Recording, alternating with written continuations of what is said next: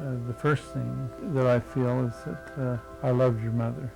I knew what I wanted before we were married, and I have never had an inkling to do anything but get married and raise a family. That was my number one goal. Mom and I talked about, even before we was married, that we wanted a large family. She was an only child, and she basically said she wanted at least 8. That's what we ended up with. And I guess all I ever wanted to do was raise a family, raise a righteous family. And if my kids can do as good, find someone like their mother, they'll have no problem.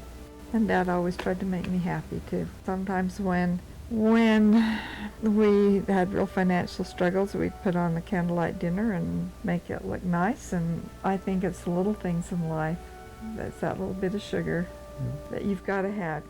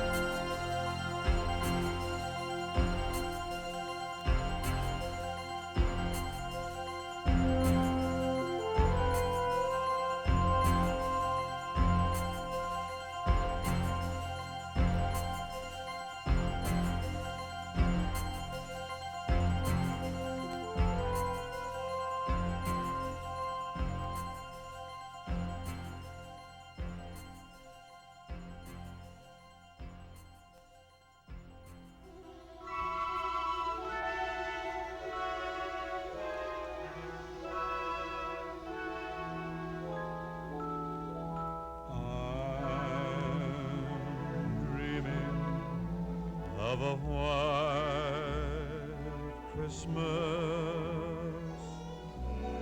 just like the ones I used to know, where the treetops glisten and children listen to hear sleigh bells in the snow. I'm dreaming of a white Christmas, with every Christmas card I write. May your days be merry and bright, and may all your Christmases be white.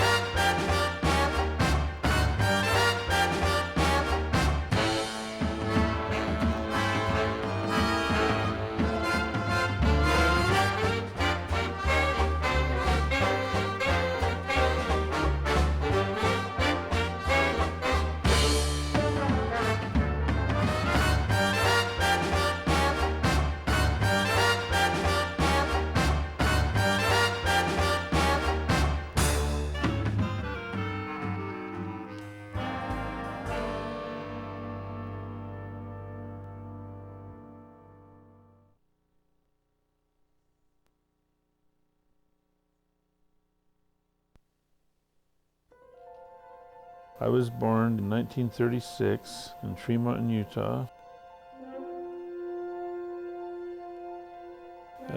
Dad had a farm, we call it the old 200. It was 200 acres irrigated, and Dad designed the water system on it. Made a beautiful farm out of that. But had a good life. I mean, you couldn't have a better growing up life. Very laid back. We worked hard physically, but there was no pressure. The only pressure we had was if Dad could get the crops in enough to pay the bills. And Mom, she was a very good cook, but we ate potatoes and gravy, and we raised most of the things we ate. But we always had mush for breakfast and eggs. In fact, Dad always cooked breakfast, but he'd get up at 4 o'clock in the morning all the time, never varied. Dad had this thing of seeing that us kids got to go places and do some things, and he would take us almost every weekend in the summer to Logan Canyon. He would take us Friday when we got things done so that we could get up and get our tents pitched, but we'd go up there and stay overnight and fish. Lynn and I was out of school running these two manure spreaders.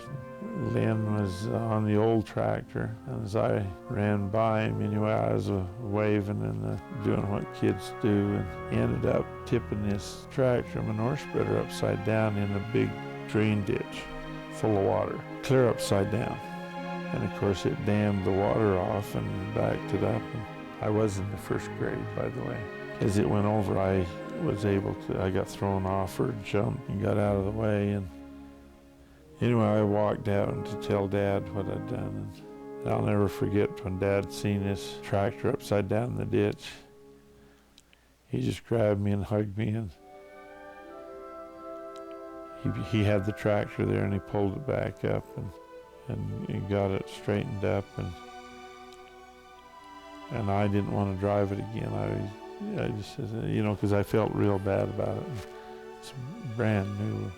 But Dad made me get back on it and go. And that's the way Dad was. Dad was raised kids. He was very concerned of us and more than the equipment.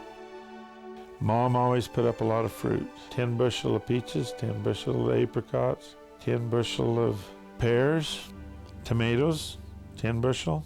That was our dessert. We could have friends. There was no question of the amount of that we could eat.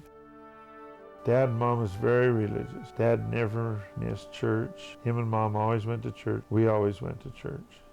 Dad was, for years, was in the scouting program. And I remember him being the 70s group leader. I remember sitting out in that old red pickup waiting for Dad to get out of his meetings. And we'd just play on the lawn. He was always the last one to leave. Later, when we could drive and do things ourselves, we would go up, and the big thing was the Saturday afternoon matinee. They had cheap rates, and most all the kids would be there, and so that was kind of a gathering point, and that's what you'd shoot for, is to go to that. Oh, Roy Rogers was a hero from word go, and Gene Autry, they were my favorite. I'm back in the saddle again, out where a friend is a friend, where the longhorn cattle feed on the lowly Jimson wheat, back in the saddle again.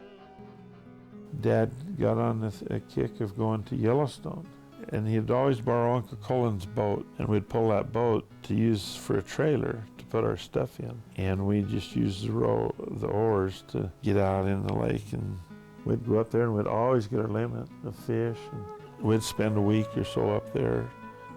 Great memories of that. I had 7 brothers and sisters. Burke was the oldest, and then Lynn, then myself, and then Dee, then Beth, and Ann. And then we had a little boy named Mark. And so that was the family I grew up with.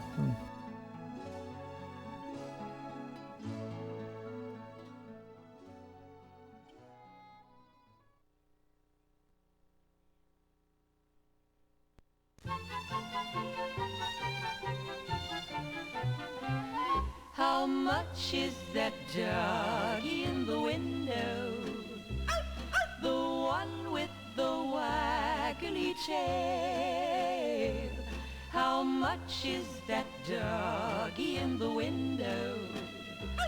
I do hope that doggy's for sale. I must take a trip to California and leave my poor sweetheart alone. If he has a dog, he won't be lonesome, and the doggy will have a good home. How much is that doggy in the window? The one with the waggly tail. How much is that doggy in the window? I do hope that doggy's for sale. I read in the papers there are robbers with flashlights that shine in the dark. My love needs a doggy to protect him and scare them away with one bark. I don't want a bunny or a kitty. I don't want a parrot that talks. I don't want a bowl of little fishies. He can't take a goldfish for a walk. How much is that doggy in the window? The one